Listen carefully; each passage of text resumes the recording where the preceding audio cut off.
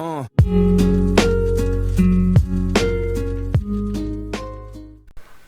everybody, welcome back to the channel. This is Rob here at Smirking and Reviews, taking kind of more of like what the comic reviews are going to look like in the future, is me kind of sitting in front of my comic stuff. But right now, what we're going to talk about is DCeased number 5. This is the horror movie one. Why didn't they use more like really good horror movies? Like, why are they doing ones that are like, this is like The Curse of La Llorona, right? Like, who saw that movie? That movie sucked. I mean, I like the cover, man. But, I mean, I don't like what it's based on. They did, like, the first one with the It cover, with Pennywise being the Joker and the kid being Robin, was great. And the Nightmare on Elm Street one was really great too. But then there was like the Conjuring one for the DCeased, and then gosh, I can't remember the other ones, but I remember just being kind of like, well, I'm on a roll with the horror one, so I'm keeping them. So anyway, with that being said, I really have enjoyed this Tom Taylor story so far. I really like the DCeased counterpart to it. I don't know if we're getting another one of those, but this is the penultimate one. And while I like it a lot, I mean, it kind of is obvious where it's going, right? It's pretty, once you start reading this, so spoilers, I mean, in this, because it just, I mean, come on, if Batman's dead, how long do you think the other guy has left? You know what I mean? Like, something's going to happen. I mean, this is the end of the freaking world. And but I do love the art, man, I really do. And here, you know, it's like Superman just seeing, like, it's all gone. Metropolis is freaking gone. Everything's been wiped out, 3 cities, and you got the Green Lantern keeping that one coarse pocket left of people, and somehow, of course, like a cockroach, it says Luthor's alive, and you know, Superman's ready to just say fuck it and kill him. You can just, it just feels like it's just, he's hit F it.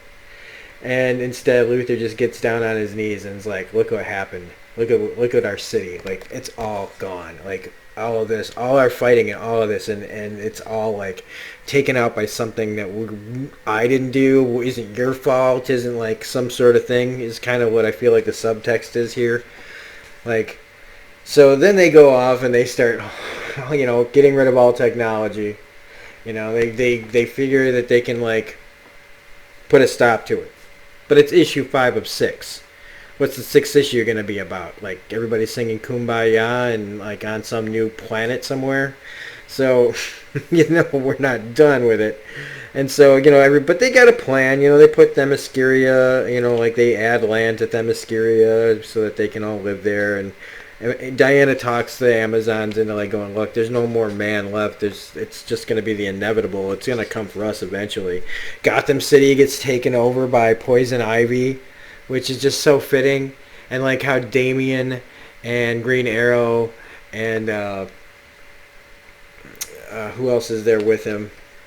Our Green Lantern's there to, like, you know, come to terms with Poison Ivy.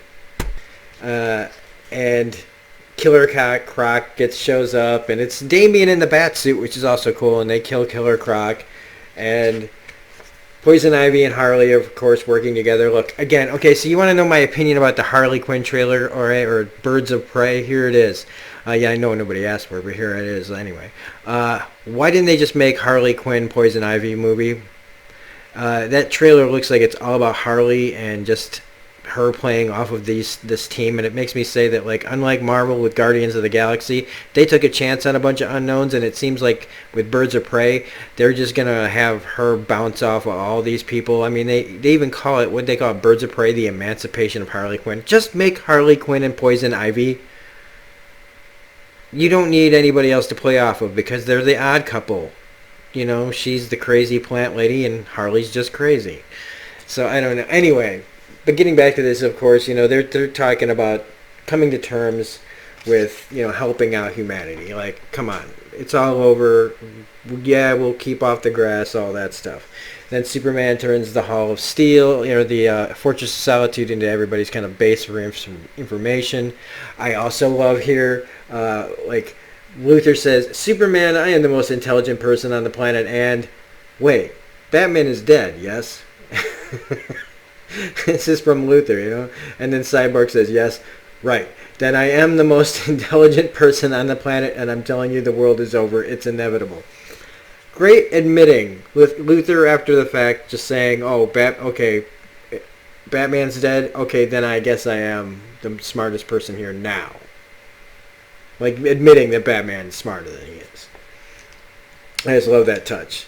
And then, you know, of course, to get back at it, you know, Lex brings up that Superman's now losing 2 home planets, which leads Lois to give him a little crack to the face, which I don't know if it needed a whole page for. I guess it does. It's a big moment for Lois. But I also like the humor here. Like, she sees what she's done, and she turns to Damian and John, and it's like, violence is never the answer, John. And young Superman's son says, it looked like a pretty good answer right then. And then it lands. I can see this being an animated movie, man. This is going to be, this is getting turned into a DC animated movie. And so they get these arcs together, and they're getting ready to, like, do something about everything, everybody everywhere that there needs to go.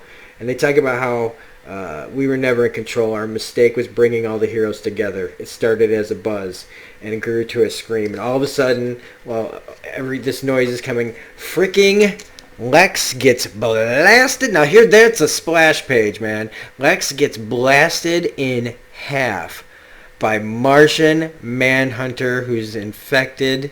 He cuts into Barry, takes Barry out. It's just all of a sudden, like, I hadn't even thought about Martian Manhunter at all. And he comes and, frickin' Firestorm just torches poor old John Jones.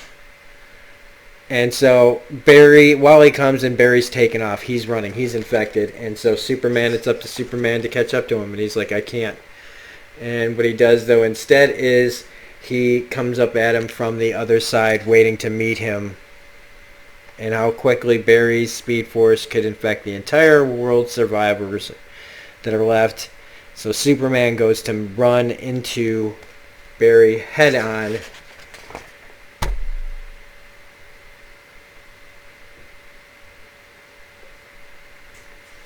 And then just proceeds to blow right through him.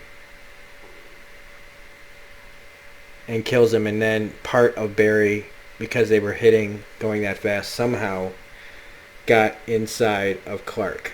Which means Clark is going to turn sooner than later, but a little bit later because of his metabolism.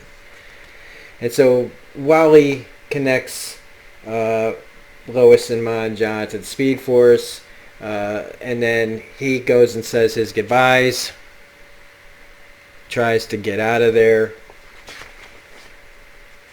and then he goes to fly away somewhere where he'll be killed in the vacuum of space, but he doesn't get far enough, and Lois basically in narration this whole time is saying that maybe if he hadn't said goodbye. Alright, so yeah, my camera, it just keeps freaking out on me. So it freaked out at the end of this where I was talking about Old Stoops has been taken over, and well, I mean that pretty much spells the end, but Lois is narrating it. So unless she's literally the last thing that happens, the last one who gets killed before it all ends. She at least survives this, I think. So, really good issue, but like probably kind of the weakest, even though it has like big moments. Like everybody just still keeps going down. Barry's gone, Martian Manhunter's gone, Lex Luthor's gone, now Superman. But I mean, we all kind of figured Supes was gonna go somehow. But how did he get his fingers into him? I don't get that. How would Barry? I guess Barry was moving so fast that he vibrated inside him. But either way, it's a pretty good issue. And if you liked this review, please hit the like button, comment, share, subscribe, hit the bell for all notifications and all that jazz. We're gonna be back with more comic reviews tomorrow. Otherwise, this is Robert Smirking Interview saying thanks for watching, thanks for the support, and we will see you on the next video. Bye.